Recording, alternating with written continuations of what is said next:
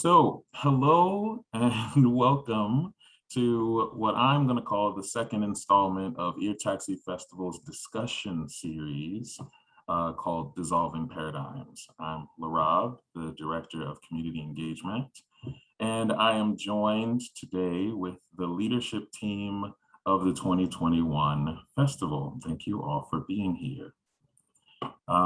It is my hope, along with the hope of the leadership team, that these conversations that we're having become a resource to musicians, to students, to organizations, or leaders as we all strive toward making classical music and the notions thereof more equitable and representative of the vast multiplicity of styles, traditions, and experiences, not only in Chicago, but globally. Today, our conversation is going to center around the issues of institutional power hoarding within classical structures and its effect on our ability to be equitable in our practices and in our presentations. And I am so honored to welcome our special guest for this session, acclaimed bassoonist, producer, and consultant, Garrett McQueen. Garrett, hi Garrett. Hello, thank you so much. Garrett McQueen is executive producer and co-host of the Triloquy podcast, an active board member of the American Composers Forum as the Equity Committee Chair, and serves on the leadership teams of the Black Opera Alliance, Gateways Music Festival, and the International Society of Black Musicians. Garrett, again, thank you so much for joining us today. It's my pleasure. It's my pleasure to be here. So tell us a little bit more about the work that you do, Garrett, and just where you are now. How are you feeling? Yes, but before I get into my present, I'll put a little bit of context around my the path that lies behind me as it applies to new music. So I started my instrumental career, so to speak, my instrumental journey in the band room, like many other folks did. I joined the band in the 7th grade. Something that I feel like people don't always think about is the nature of band music when we think about the concept of new music. So if you're a Suzuki string player or a Suzuki piano player, the music that you come across may be more closely aligned with the traditional ideas and aesthetics that we connect to that phrase, classical music. Well, in the band world, much of our music is very new and very contemporary. So in retrospect, I think about the significance of that when it comes to the training of my ears and the ears of my colleagues, when it comes to just the general sounds that we were used to hearing and the general sounds we were used to making, and how that applies to band's spot on the general music timeline. So as I traversed middle school and high school and even my undergraduate career, really, having an ear on newer sounds, more contemporary sounds, was just a pivotal part of my training.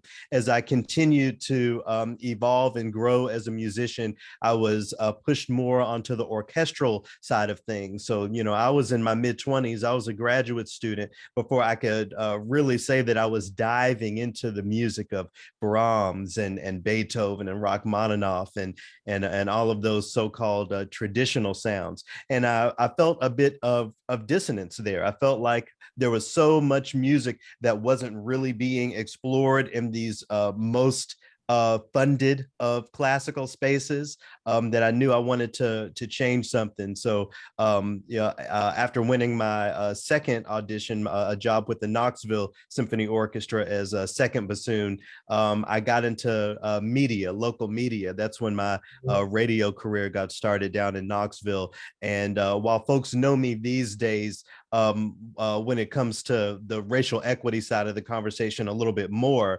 my media career actually started very much in affirming new music. Again, my ear had been trained from a very early age to affirm that music written today and music written yesterday and the day before yesterday is just as viable and maybe even more significant than the traditional sounds that we're used to. Now, in centering contemporary music and contemporary sounds, sounds. It just came with it all that there was music by women that I was platforming, music by Black composers and other composers of color that I was platforming. A more contemporary view on programming specifically forced me into learning more about women composers and Black composers and composers of color. So that quickly became my focus. But the foundation of it all, again, was just an affirmation of the idea of new music and what it can do for audiences and what it can do for musicians. So I'm really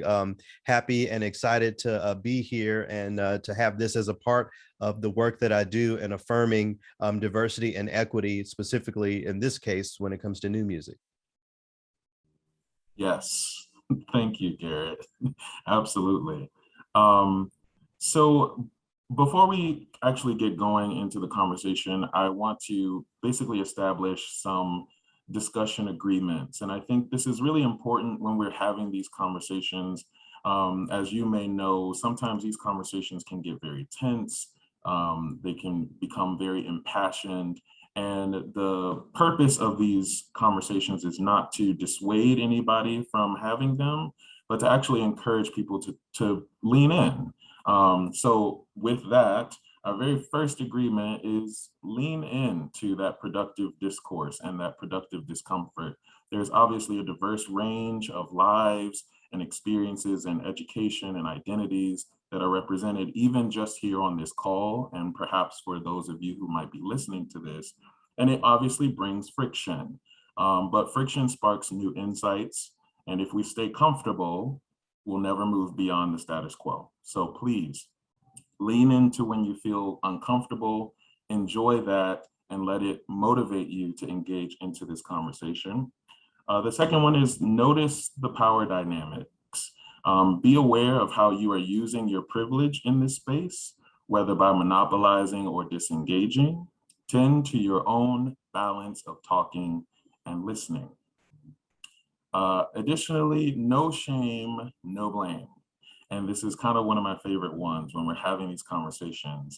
By operating from a perspective of abundance, we can dismantle the relationships based on scarcity, which is a tool of oppression. And that's what we're trying to get at in this conversation. This becomes especially important when we have conversations about the problematic issues of exclusion in the arts. And then finally, keep a learning mindset. And also share what you're learning, not what you already know. Share your truth, but seek equally to understand the truths of different perspectives. So there's that. And with that, we'll jump right in. I wanted to do a sort of an icebreaker, if you will, for the group. And I already know that this is going to get really tense, but that's kind of the point, right? So if we're speaking generally and broadly, how would any of you define the term new music or the term institution? I'll let you pick which one you want to define, but floor is open, anyone can answer. I'll get us started. Actually, in preparation for today's conversation, I just went straight to Google and typed the words "new music," and just to see what happens. Now, it's another conversation for another day. The issue of algorithms and how that plays a role in our tastes and how targeted algorithms speak to identity, race, gender, and all those things. But with that being said, when I typed in the words "new music," the first thing that popped up to me was Spotify's listing of new music. Now, if I click that link, what's there? What are some of the first compositions that I'm faced with when I search new music? Well, I see music by Drake. I see music by Kanye West, Meek Mill, and Lil Uzi Vert. Who else do I see here? Imagine Dragons, Sofago. I can go on and continue to read down this list. Now, that is, of course, not the music that we typically think about when we use that phrase new music in our spaces. And I think that's actually very, very telling.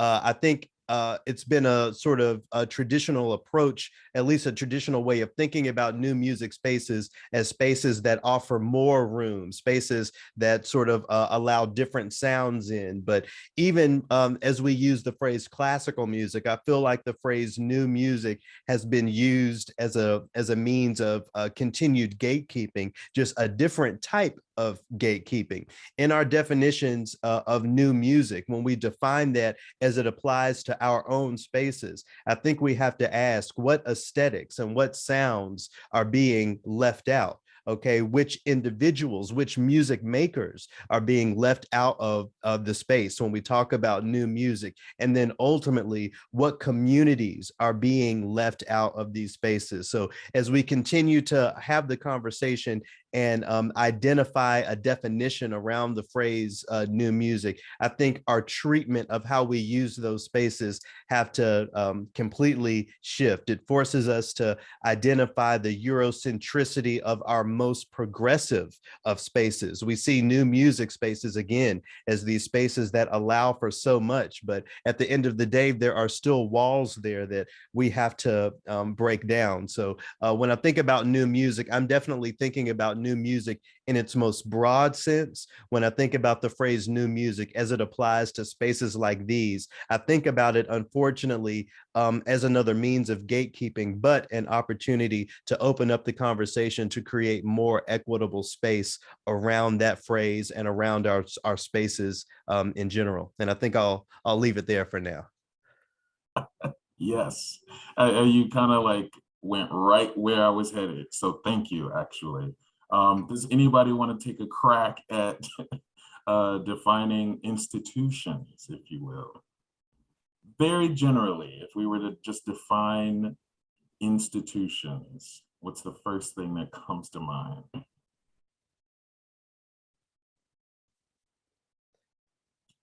For me, the first thing that comes to mind is a system, some sort of systematic treatment of an idea, a concept, art as it applies to us. That's what comes to mind for me when I think about that word institution. Right.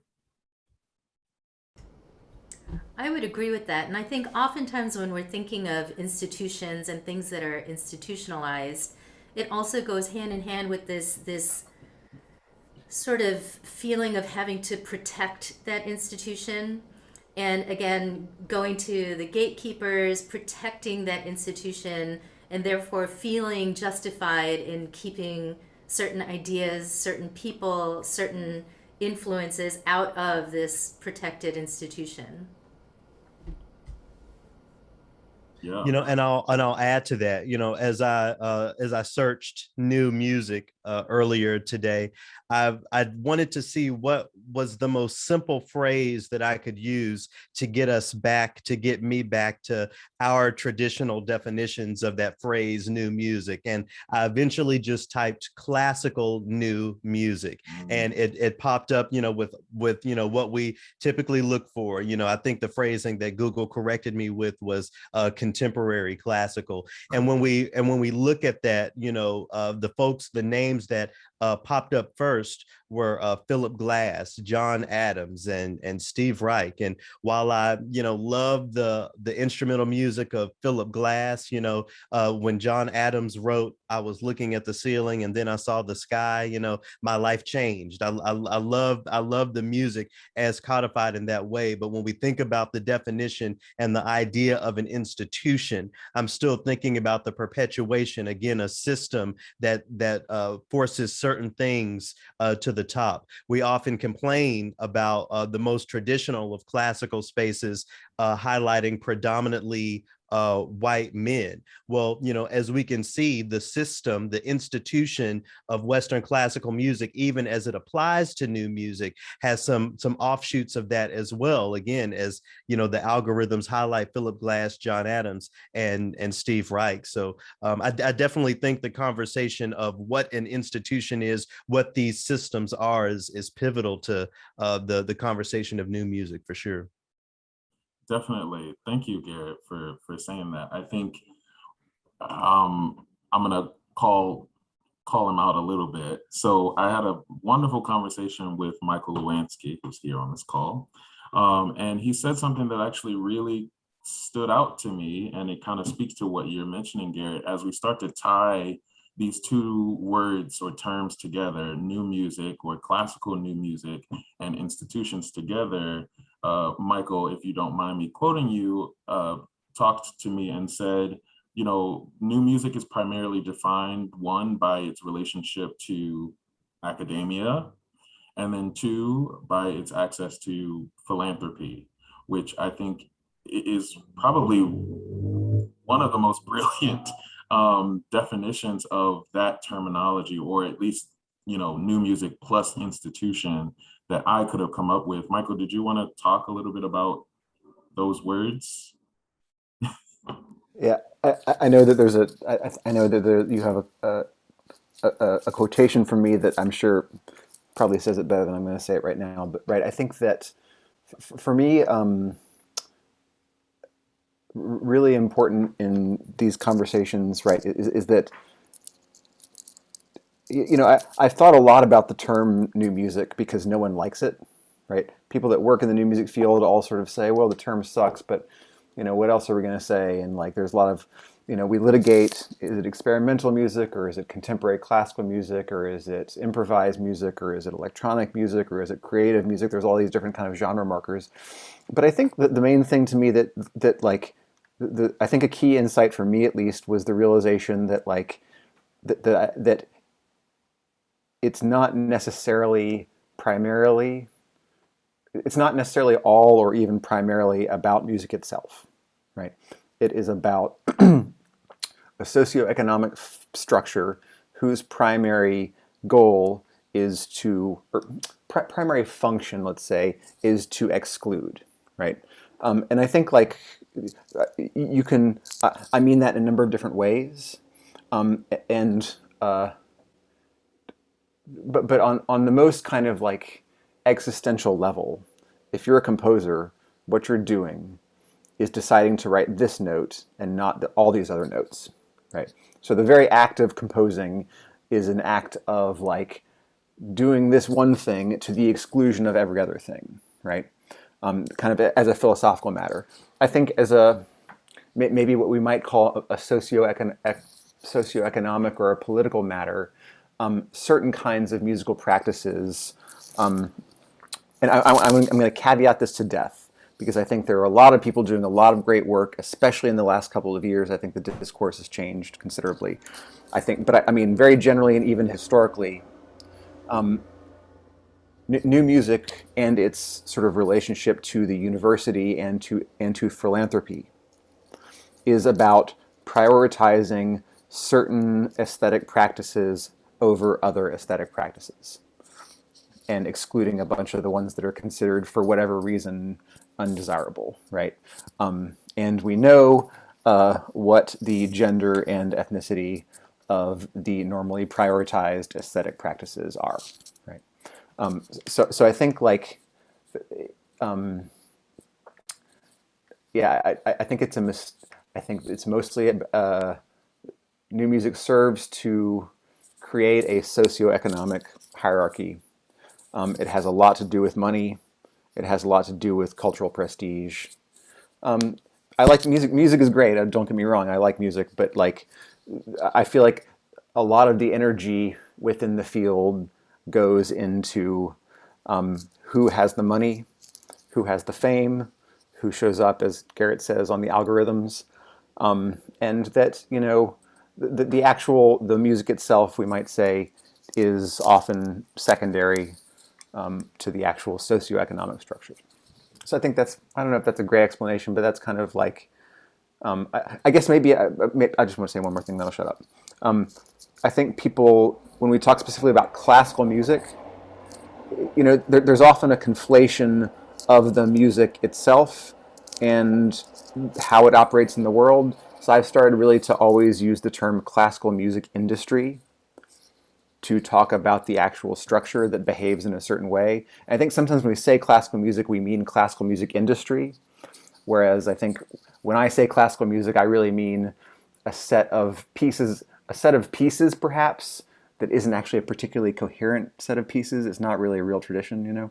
But I think actually a lot of the times when we say classical music, we really mean classical music industry, and I think it's very important that we clarify that we're talking about, yeah, a set of workplaces. Now I'll be quiet. Thanks.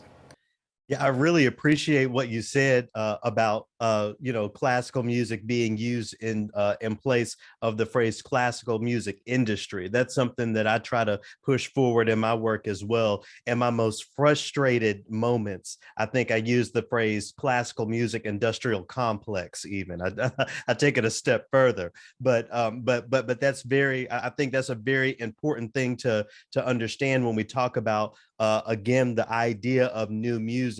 New music is really, as we defined it in a de facto way, is inexplicably connected to the classical music industry and its problems. And even so, only really as an accessory. When I read your quote, I really loved the thought path that it led me down, and it forced me to think of some hard brick and mortar examples. So I went to the Chicago Symphony. I look at the history of the Chicago Symphony, and it was founded in 1891.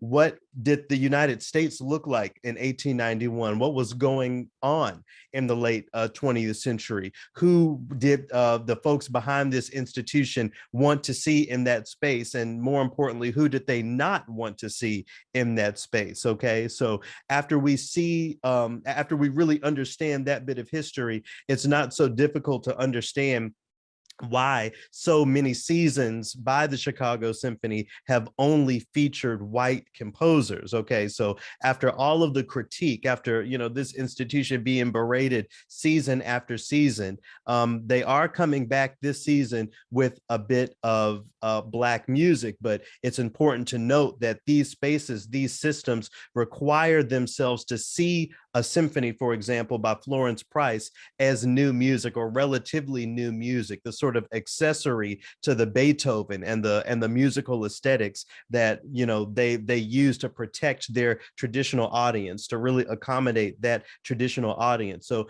if our large, well-funded institutions are platforming and programming to maintain a specific audience primarily, okay, I think it's very important for new music spaces to figure out how our approach to audience development can be different, or how it must be different. I'm thinking about the now late Michael Morgan. A question that he always asked was, who is not here? Who is not in the space? I think that's a question that new music spaces are required to ask of ourselves, based on what we're seeing from the larger classical music industrial complex. I'll go ahead and use that phrase here. New music spaces have to ask, what music do we want to affirm? We've already covered today that new music generally is very different than what we're talking about. Well, how can we open up those doors and affirm new music just as it's defined by the common person? And then ultimately, how can we affirm the audiences, the communities that surround this music? I think in exploring these conversations, exploring those questions, we're forced to break down the European approximate definition of new music and move into a space to where we're affirming not only a new variety of sounds, but a new variety of people.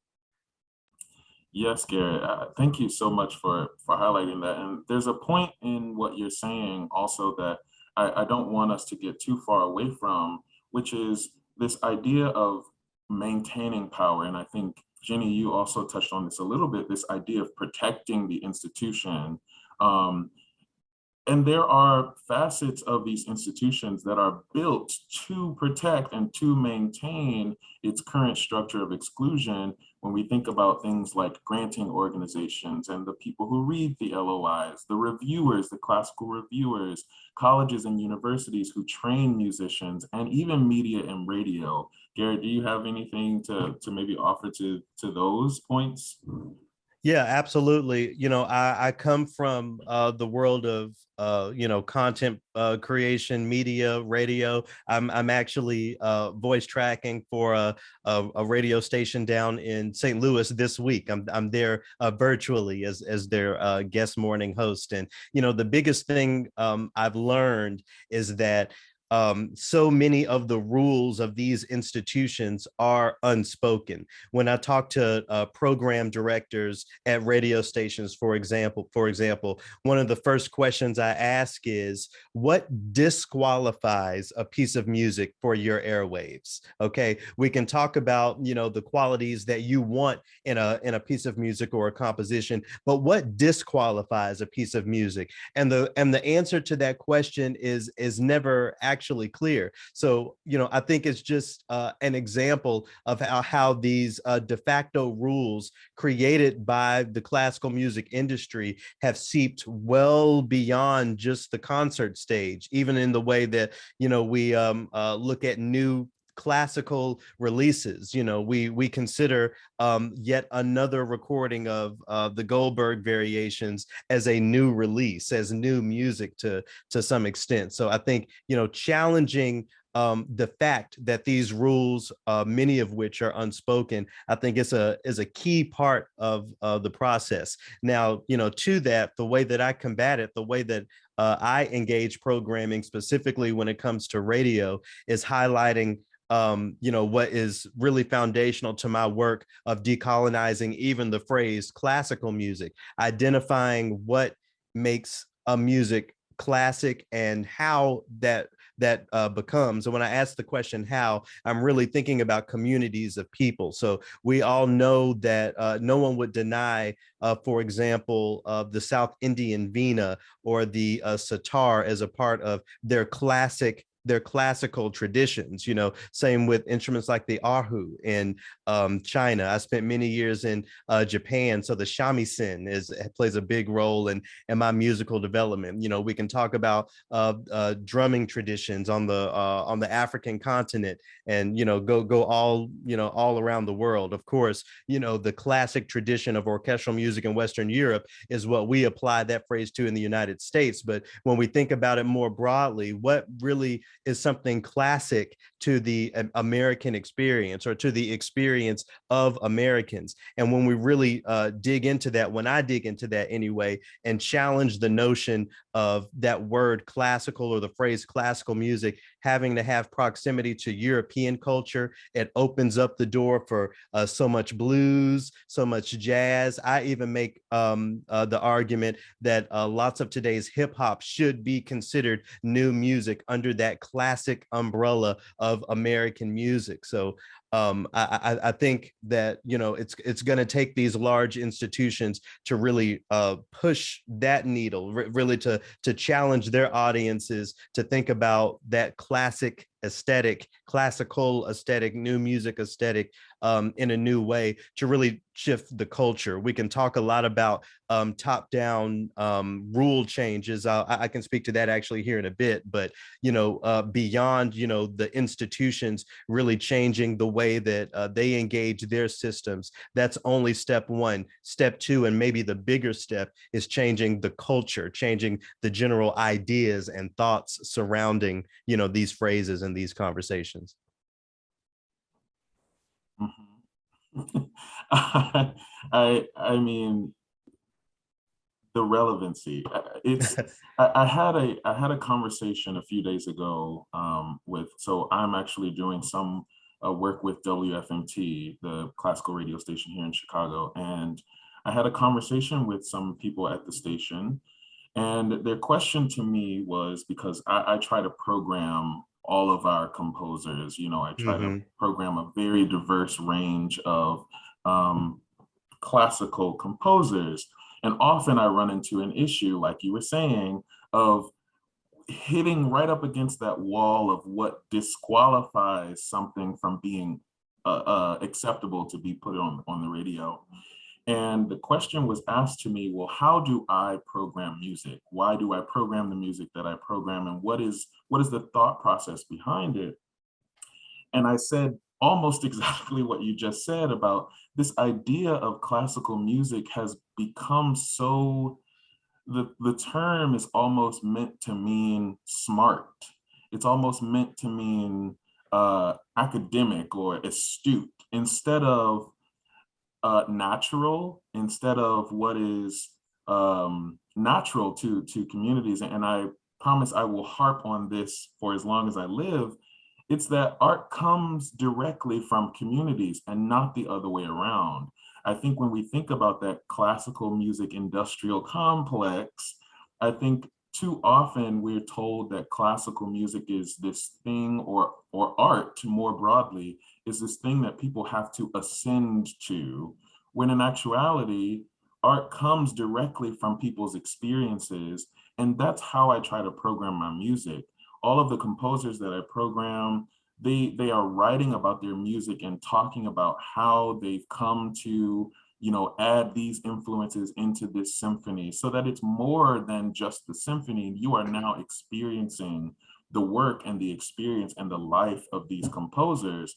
But too often we're going to concerts and we're listening to the Beethoven and the Mozart, and we're thinking, great, the second movement in A flat, and it becomes this very robotic response to the music that you're listening to. And I try to get us to understand a broad sense of what classical means, especially to make it more representative of the communities we want to include into the space. And like you're saying, the first step is acknowledging what is excluding people. And then the second step is to rewrite that to make it welcoming and address the cultural issues within the complex of classical music. So thank you so much for saying that. Right, and I'll add, you said the second movement of this Beethoven symphony in A flat. Yes, for the record, the second movement of Beethoven's Fifth, I believe, is in A flat. We all love that music, but what is the story being told? What narrative does an arts institution, back to that word, want to share with their audiences? So, Rob, you inspired me. So I actually went to my notes here, and I'll speak to an example of the way that, I approach radio programming as audiences will hear it in the coming days. So I woke up this morning and stepped outside, and the air was a little, it's starting to, I'm in Minnesota. The air is starting to get a little cooler.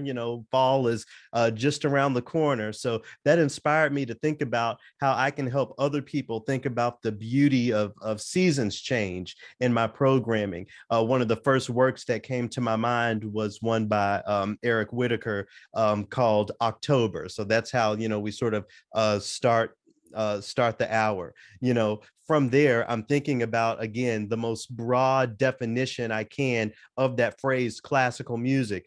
We all know that the late, great Nina Simone was one of the people to codify the phrase Black classical music that's classic to our experiences. So to that, I go from Eric Whitacre's October to a piece that we all know by Earth, Wind, and Fire called September. And I can speak to the experience of the beginning of the school year, football season, and how that's always one of those tunes that would come about. Now, I'm thinking at this point, I'm deep into my months. I don't want to ride the month gimmick for too long, but I'm thinking about things like the changing of leaves. Where do people go when they think about watching all of the leaves change? Okay, they go to New England. Now I'm thinking about my New England composer. So we tie in a little bit of Edward McDowell, his second piano concerto. From there, I'm thinking about, well, we've had all of these men so far, and I'm always actively thinking about not only racial diversity, but gender diversity in my own programming. So another composer that I just happen to know of is a woman named Eleanor Ruhr, and how she comes from the Upper Peninsula of Michigan, where, autumn must look even different. So, we hear a work of hers, a piece of new music, so to speak, called Sky Above Clouds. And as I think about just moving, even further north, I started, with Eric Whitacre in September, thinking about my Southern experience, to New England, up to the Upper Peninsula of Michigan. If if we go even further north into Canada, we can dip into musical aesthetics of some of their most well-known composers, one of which being Drake. So the hour ends with a tune by Drake called Summer Games. Now, did I program anything that is crunchy, as a lot of radio programmers will say? Have I programmed anything offensive, or have I really created an hour of music that speaks to a narrative, speaks to as many different communities as possible, and is still focused on, that idea of classical music, classic American music? That's the way that I approach programming, just to offer a real-time example. We're so good at vagueness, especially in new music spaces, by not really defining things and offering specific examples. So, that is just a specific example of me, of how I approach programming, how the conversation of new music and broadening that definition fits in, and ultimately how, I'm able to engage way more people's aesthetic definitions of music and experiences with music by breaking down the walls that confine things like programming. So all of that will be on the air down in St. Louis in the next couple days. I need a link because I will be tuning in. Yes, exactly that. It's changing this idea, this mentality that classical music is on one side of the spectrum, as opposed to the full spectrum, of the full idea of engaging with different communities and their natural way of making music and making art. Yes. One of the things that you just mentioned, and I don't want to cut anyone off. Did anybody have any points that they wanted to touch on or questions to ask before we move to the next portion? No? Okay, everybody's just really waiting for that playlist. Well, I think I have a question that this might not be the time for, but I'm curious to know to what extent anyone thinks like the term classical music as it's used is actually just like a marketing term. Do you know, which say that like, I mean, the extent to which like I'm old enough to remember record stores, and or like, or Spotify does the same thing where it's like, you play a Mozart symphony and it says, well, if you like this, you might like this. And so there's some way of like,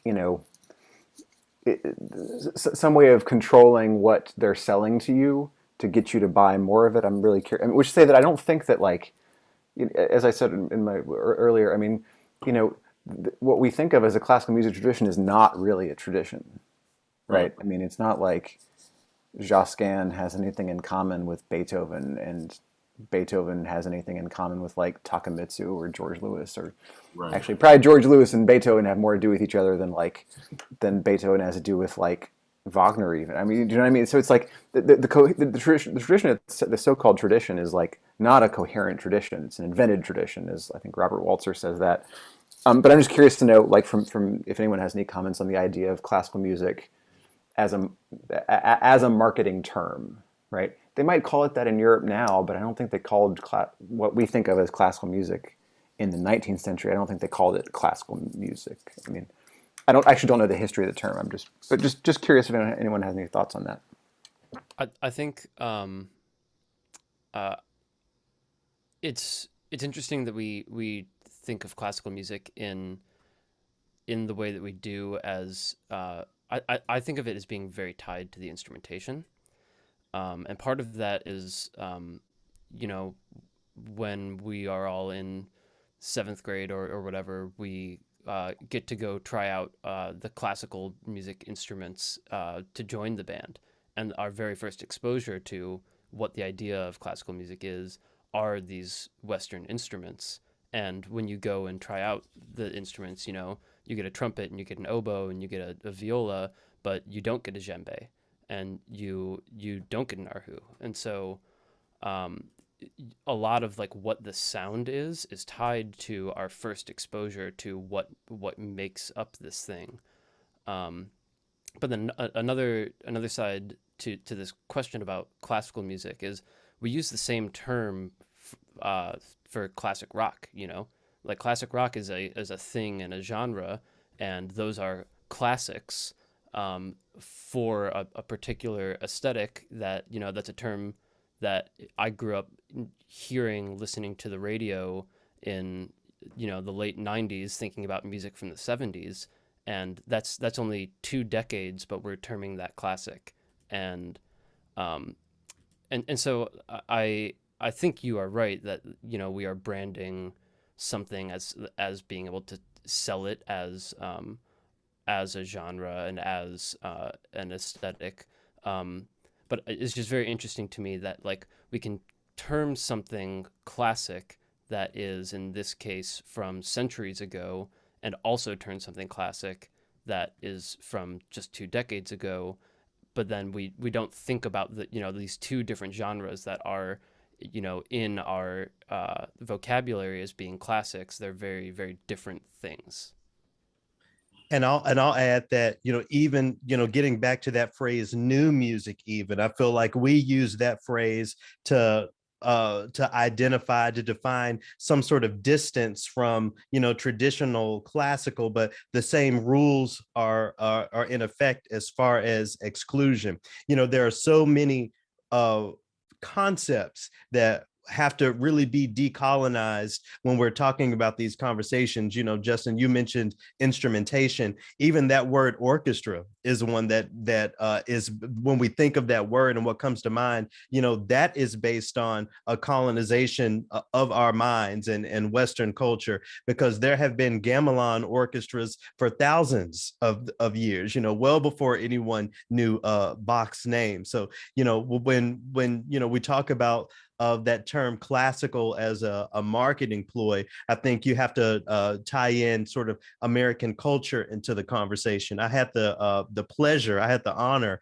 of teaching at the Bahamas Conservatory back in 2013. I was teaching bassoon, oboe, and music theory. I had to learn all of the words, like crotchet and minim, and because they use that system down there. But anyway, so being in the Bahamas, I have proximity to a lot of other cultures and other countries, the Virgin Islands and Jamaica. And over in Jamaica, there's no conversation. There's no dissonance in comparing, or I shouldn't say comparing, of identifying reggae as classical music. That's not even a provocative conversation. When you use the phrase classical music there, they are also thinking about reggae, because that is a classic part of their tradition. So I think if all of the marketing companies and every other place were thinking about those communities, maybe the phrasing would be different. But it's yet another example of how we center the same audiences from 1891 and before, even in our use of these terms. We use the word, or I won't say we, but institutions use the word classical music as sort of, dare I say, a dog whistle to just let people know this is what the space will be like. You might not necessarily understand the music that's happening, but by using this phrase, you can know who is in the space and what is in the space. And I think the more we really critique that and dive into that, it's going to force us to recontextualize that phrase. There are a lot of people that say the phrase classical music should just go away. And I definitely hear that argument. I sit on the side of the conversation that says we need to include way more into that phrase than we traditionally have. So yes, when we talk about classical music, let's talk about Amy Beach and Edward McDowell. Let's also talk about Bob Marley. Let's also talk about Bon Jovi. When we say classic rock, who doesn't know Living on a Prayer? Despite your musical inclinations, that's a classic part of American culture. Let's talk about Earth, Wind, and Fire and Gladys Knight and all these people who you really make up the foundations of what America has given to the world musically, our classic tradition. So yeah, I definitely think there's a lot of work that needs to be done in exploring the nuances of that phrase. But yeah, classical music as a sort of marketing tool is definitely a part of the industrial complex that we're speaking to here today, I think. Yeah, I was gonna say, I think it is a signifier of the industry. It's a way of signaling that there's a certain type of behavior and a certain type of expectation that comes with it. And when you go to a classical music festival or a classical music performance, there is like an unspoken way that you are supposed to act. You're not supposed to clap between movements and things like that. And you're like given the side eye when you break these rules. And part of the institution of it is that you can expect there to be a program where all of the funders are listed and all of the it is propping up this idea that in order for this to exist, there has to be wealth and monetary infrastructure, and all of that is signaled in this idea that it is a classical performance, and that makes it inextricable from the industry of it and the quote industrial complex of it. Absolutely. I'd love to hear from Jessica too. I just have one little thing to add, which is that, I feel like I wish that we would move towards the idea of describing it as European classical music, because of course classical music exists in every culture. There's music that's derived from different long histories of court traditions and folk traditions and everything else. And to me, it'd be so fascinating to have access to all of those. And so that's where I feel like the terminology really falls flat. And Garrett, I would maybe at a different point in the conversation, I would love to hear your thoughts on the whole idea of canon, and in some ways how it's sort of codified and protected this institution of classical music, but I think it's also in a lot of ways the source of its perhaps even potential demise, this obsession that we have with this handful of pieces as well. But I would really love to hear from Jessica, not to put you on the spot, but I know you've probably got interesting things to add to this conversation as well. This is so much a listening and learning experience for me. What's coming to mind, my background is in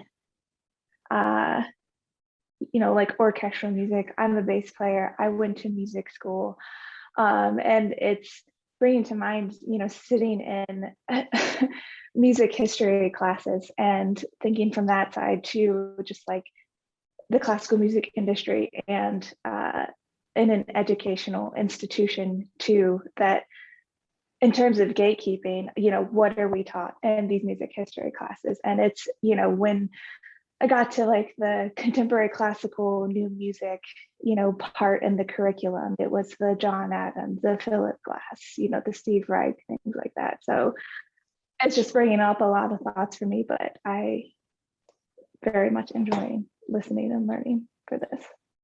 I wanted to touch on something Jenny said. I tend to use, first of all, when I use the phrase classical music, I'm talking about classical music as I define it, and I try to make that a practice with my audiences and folks in community with me. When I'm specifically talking about European classical, I do tend to use the phrase Western classical, but I do think a more active and pointed use of the phrase European classical music would usher in so many conversations, because it would show us that here in the United States, we center European classical music. We aren't talking about our own classical traditions. So it's one thing to compare European classical to let's say, as I've been talking about Indian classical, we can talk about the differences there. But when we're forced to face the fact that European classical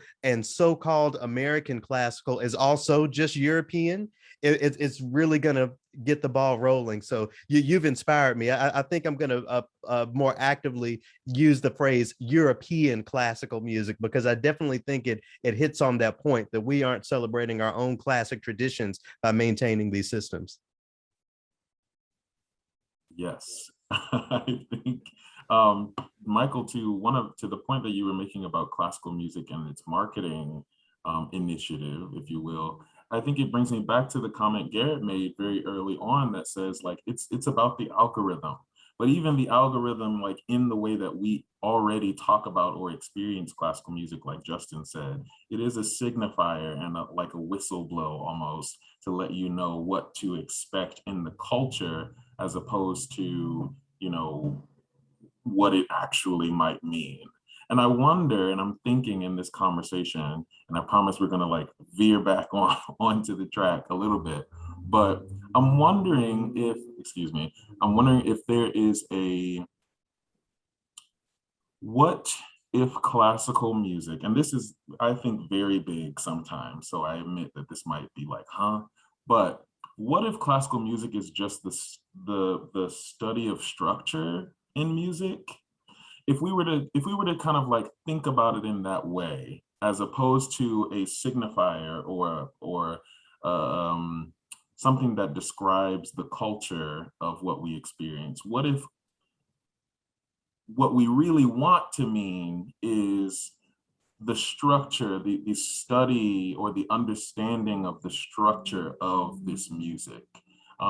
That's for another time, obviously, because I'm not even sure where that goes, but I think there's something there. Because because the question that I come back with is the study of the structure of music as defined or as codified by whom. So you're always going to get back to culture. You're always going to get back to that base conversation. Right. And I think it's very much because we're talking about music. We're talking about something that is so personal, something that is so experiential, that we, you know, it's hard to really kind of line it up in a way because there's so many different versions and different experiences of music. And so we create out of that.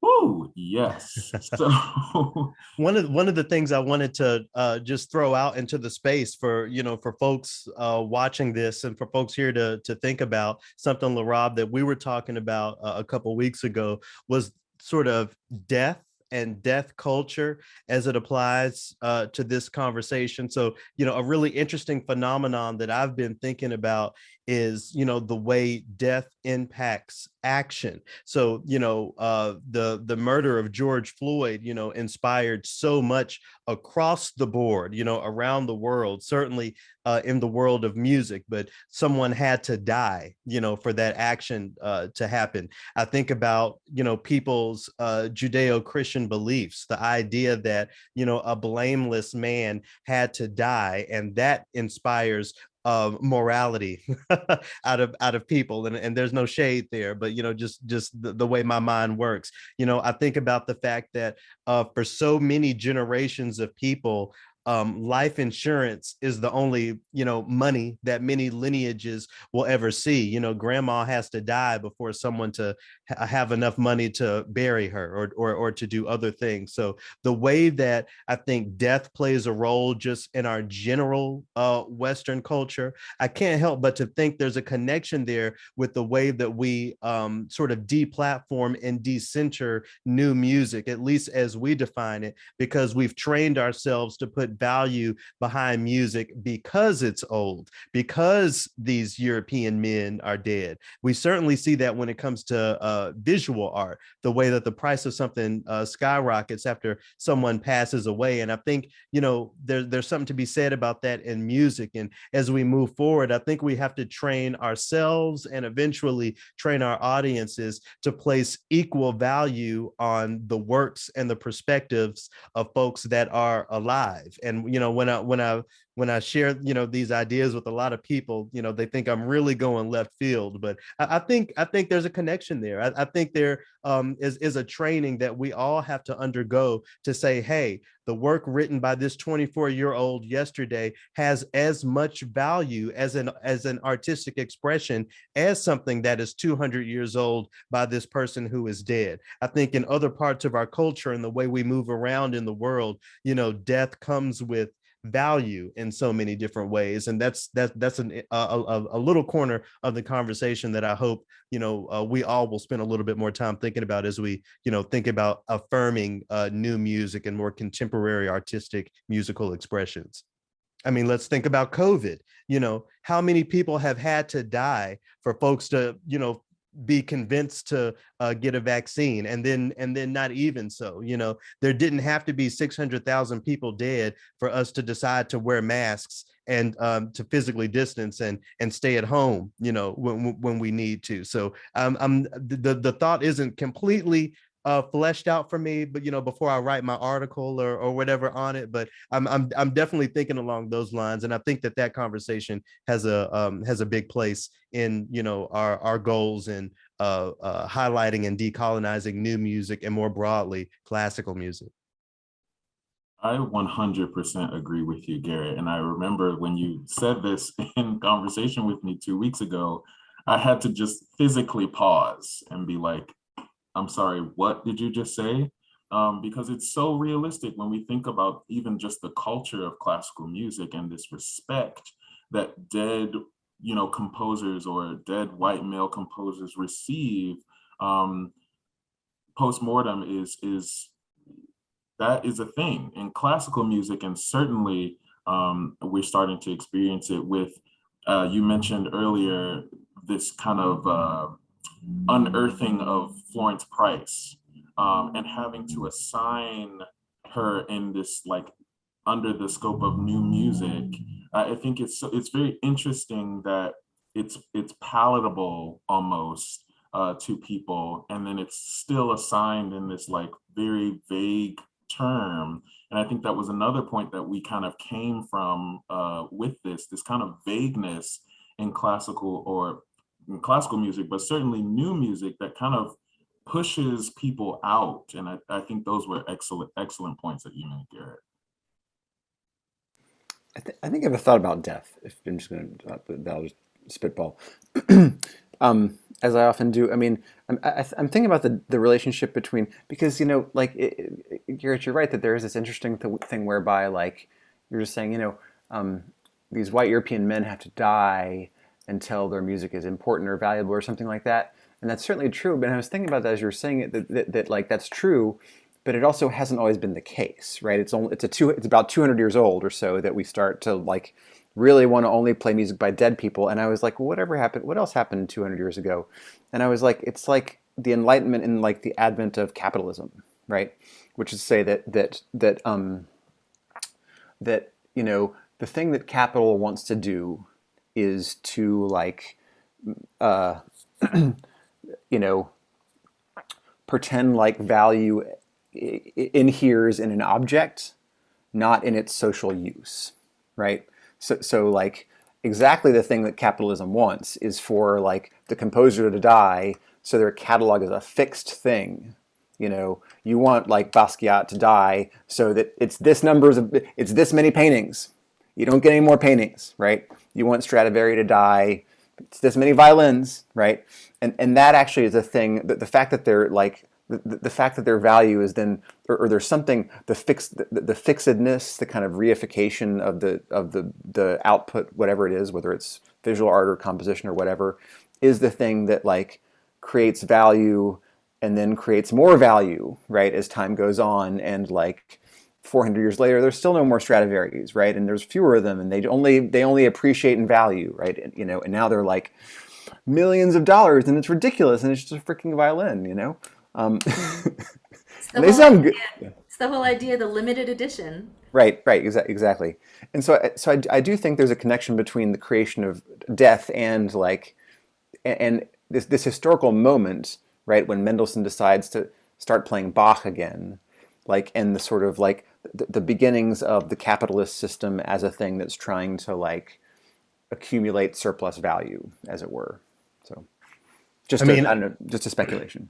Yeah, I mean, you mentioned Bach. I often think about how many chorales or how many anthems we'll never hear because he was sitting at the organ, at the clavichord, or whatever, decided it wasn't good enough and just threw it away. And of course that would be seen as priceless now if someone discovered a new Bach composition. But at the end of the day, he saw the value in his music, at least in the time, as far as its use, as you're speaking to, and that for him that was those Sunday services, as it were. But yeah, I think as we infuse the idea of racial equity, anti-racism into these conversations, and as it applies, eventually we're going to have to face the fact that, and this is my opinion, that anti-capitalism has to begin to be a part of the conversation.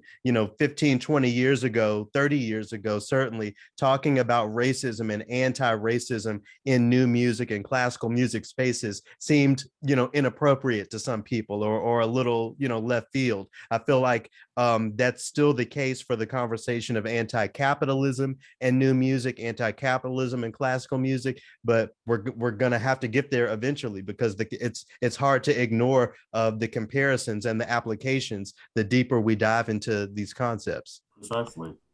I think one of my next points would have been exactly where we've led, this idea of white supremacy even, or capitalism seeping its way into classical music and new music structures that kind of separates art from the humanness of the experience. We don't get to be human almost for the sake of caring about, as you're talking about death, thinking about the tenets of white supremacy and capitalism, the worship of the written word. It's gotta be documented. And the fact that it is documented and this person is no longer living, Michael, as you said, it appreciates the value almost, or the specialness or the smartness even of the music. And I think that we can't escape until we start having these conversations about anti-capitalism and anti-white supremacy, anti-racism within this art form.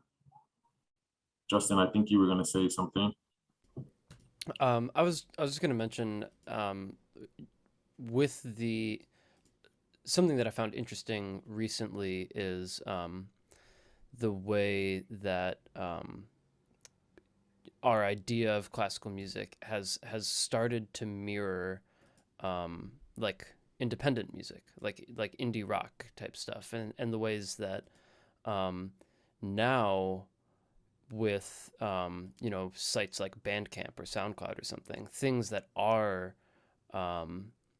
traditionally classical music are put out in without the structures of needing a bunch of funding, and that's something that I think is really a way of battling the gatekeeping, is having these traditions that are typically learned traditions and upheld in universities and such, giving access to people to create music and release music and share music that isn't through a traditional stream of having to go through Naxos or whatever. You have now this word is used a lot, but the democratization of music that can be released on an artist's terms, and I think that is one thing that it has its own baggage that comes with it, but that's a step in the direction, just making it more accessible and more releasable to artists. Yeah, I mean, think about a school curriculum. Let's even say a college level relationship between a student and their primary teacher. How much more dynamic would that relationship be if that teacher wasn't bound by what they think that student needs to be marketable or to be successful in this very stationary industry, moving forward? What would new music spaces look like if composers and music creators didn't have to worry about commissioning fees or what this orchestra is expecting of them, with this commission? What if they were free from thinking about the peripheral sort of implications and reactions to their music, and instead just focus on expressing themselves? The only thing we have to lose are the chains that bind us when we really explore those ideas. So like I said, I know that I would venture to say most people are not ready for the conversation of anti-capitalism and Western classical music, European classical music, but it's one that we're coming up on very, very quickly.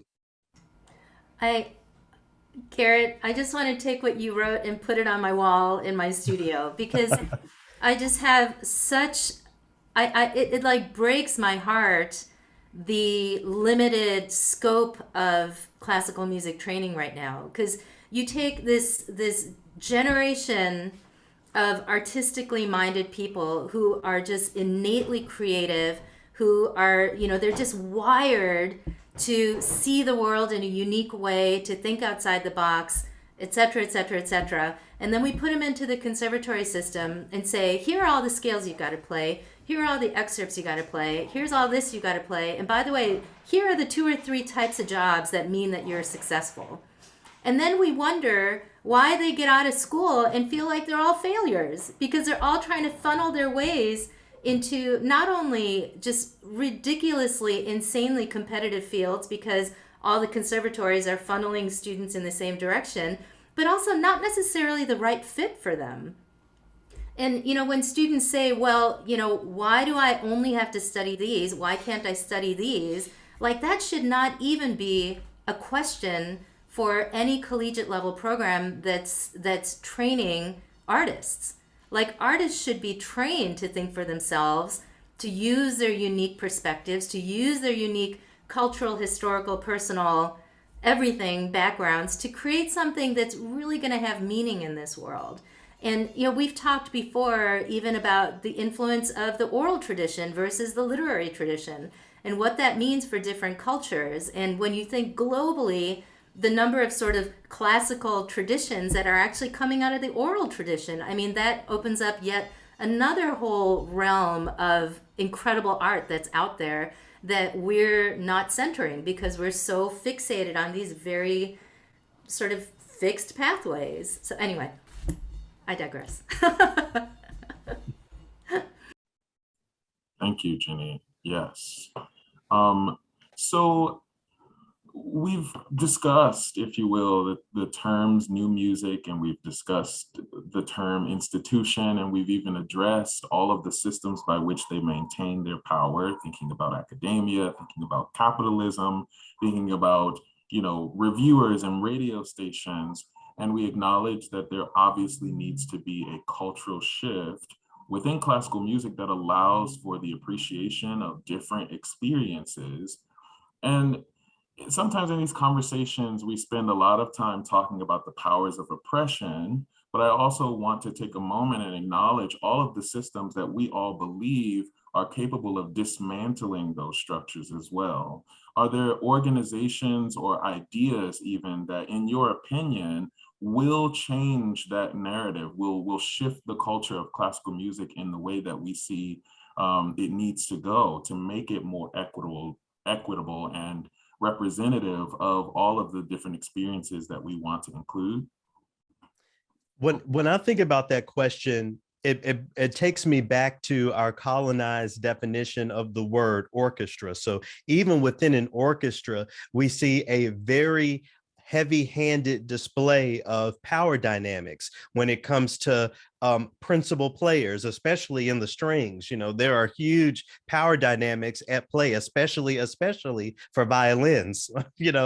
Might I add? And then beyond that, you have the power dynamic of one singular, usually a white man conductor who has the ultimate say over all of the different musical expressions that are happening on that stage. So I think new music spaces can be the example of a democratized view on music creation, offering more collaboration and ultimately more freedom to music creators to, use orchestras and other ensembles as those spaces to help them express themselves. I think that's a musical example of how, power dynamics can really be challenged and reverberate out into, other parts of the music field. But beyond just music, I was trying to think about this question outside specifically of music. And, I was brought to Eastern spirituality. I think a lot about well, I'm a Nietzschean Buddhist, so I think a lot about the work of Shakyamuni Buddha, ages ago in India, and how that was passed down through the years, and a man in Japan, last name Makaguchi, discovered the power of some of Shakyamuni Buddha's writings, specifically the power that each individual has, the Buddha nature of each and every individual, and each of our ability to change our own ecosystem towards changing the world.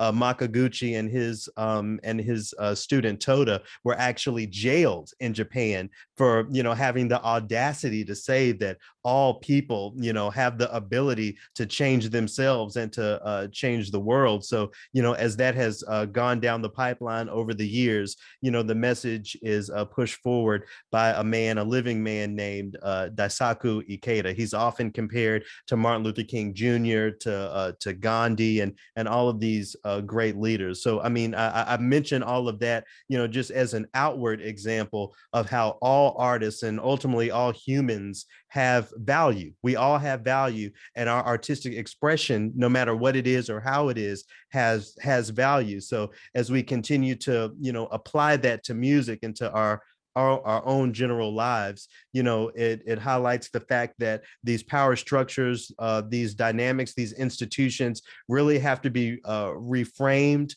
starting with us, but we have to have the courage to do it. We have to have the courage to, if we really want to go into the concert hall and hear, we really want to hear Beethoven 7, it takes courage to walk in there the way you want to walk in there, the way you're dressed, or the way that your hair is done, or whatever. If you really loved the third movement of that symphony and you want to offer some applause, it takes some courage to be the one that breaks down that tradition of sit quietly and don't say anything and don't do anything until the conductor on the stage says that it's okay. So backing up from the picture there, arts leaders, folks at the head of conservatories, studio teachers, musicians, singers, everyone across the board, we all have the ability, and I think the responsibility, to challenge the status quo in the way that we can, because, as Ikeda and many other thinkers have affirmed,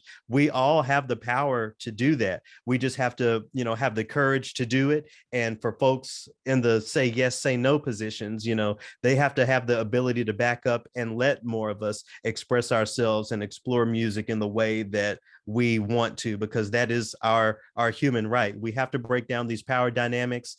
It all starts with us. Now, I know it's going to be a long time before, a section leader, a concert master, or a conductor wants to cede power. But, I think that is an example of a very small way in which, that pebble rolling down the hill can, become this mighty boulder, which, ultimately demolishes the wall of respectability surrounding new music and classical music. I think, a big tie-in for that is, is an idea of anti-capitalism, because the hierarchy in an orchestra is marked by pay. The principals get paid more than the section musicians, and one way to rather than the conductor gets paid way more. but like the way that you break that down is not through ceding power. Nobody's going to cede their power. You need orchestras that have an equitable pay scale, a pay scale that is that doesn't say that this white man with a stick is the one who is in charge because they're paid the most. So I think just to bring that back to this idea of anti-capitalism, that is, putting value on somebody's hierarchy is one inherent issue. Because at the end of the day, they're not, the difference is that they're playing higher notes more often than not even different notes or different rhythms, but just higher notes. So yeah, I definitely agree with you there. Pay equity is a big start, and of course there are going to be a lot of people that are challenged by that. I'm thinking about horn players, a very power dynamic part of the orchestra. It's change. Change is we're used to saying that change is not comfortable, but we're not used to being uncomfortable in the change. So I love that idea. I can't wait for you to present that to an orchestra. Tell them to pay everyone the same. I'll stand behind you. Yes, I think Garrett, you said something that I just kind of want to touch on one more time. And again, it's this idea that it really takes the courage. I think it is no secret that over the past couple of years with COVID, with the murder of George Floyd, we've all been inflamed almost to make a difference, to do something different, to challenge the status quo, if you will. But a lot of people are stuck behind this like fear of capitalism or fear of whatever. And it really takes that courage when we saw so many people making statements and comments and putting out words and things and saying that, oh my God, I have to change, things have to change, we need to be better. But that has to be followed up with the courage to challenge the current system. And Justin, exactly, we need somebody to be like, you know what? This is how my orchestras will go forth, into perpetuity, or this is how this company is going to be run, to make sure that it is equitable. Because there are people who have the power. Like, I love the way that you said this, Garrett.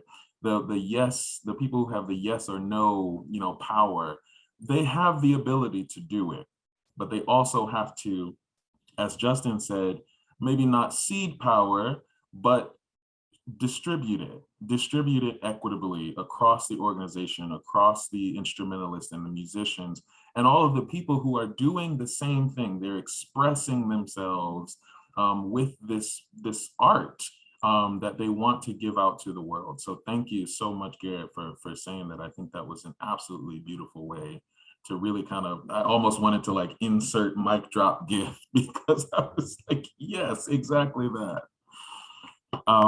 Does anyone else have anything they want to add? I just want to add that, with hand in hand with having the courage is also giving encouragement. Courage doesn't necessarily have to be an individual overcoming something. It can also be their community supporting them to overcome something. And so I think just as important as having the courage to clap in the middle of the third movement is having systems in place to encourage that personal courage. And even to that point specifically, even in the most traditional European of conversations, I can talk about how Paul Hindemith was among the many composers who said, clap when you want to clap, and was on record of doing that. We talk about improvisation as something that is aside or peripheral to Western classical music. Well, if you really understand the Baroque tradition, that improvisation was key in that part of the timeline. So, in exploring these conversations, we even learn more about the traditional Western European tradition that we've all been dropped into. I know that we're over the hour, but I wanted to, I couldn't let this end without sharing some quotes that have just been rattling around in my mind. LaRob, when you were reiterating my points around courage, I thought about Nina Simone, to bring her up again. I thought about her definition of the word freedom. She defined that as no fear.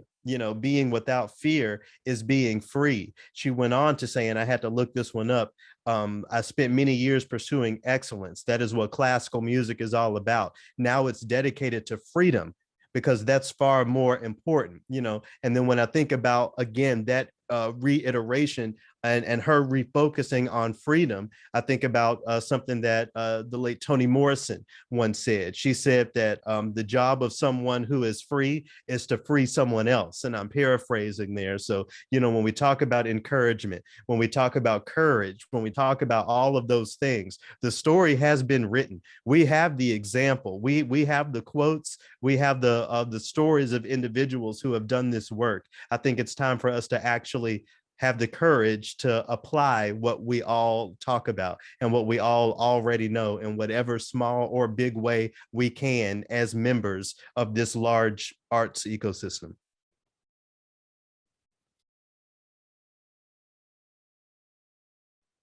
Now here's the mic drop right here. Thank you. Thank you, Garrett. Thank you so much. Thank you for being here. Thank you for contributing to this conversation. I am going to rewatch this and write down literally every word, every quote, everything that you've said, because you've really offered some gems in this conversation that I think everyone really needs to take away from this. So again, thank you for your expertise. Thank you for offering what you offered. And thank you, leadership team, for listening and being engaged with this conversation. And to anybody who is listening to this conversation on Ear Taxi's festival this year, have the courage to challenge things, challenge what's happening. You know what we want to see, challenge it, and have the courage to do so. So thank you all, and thanks. Have a good night.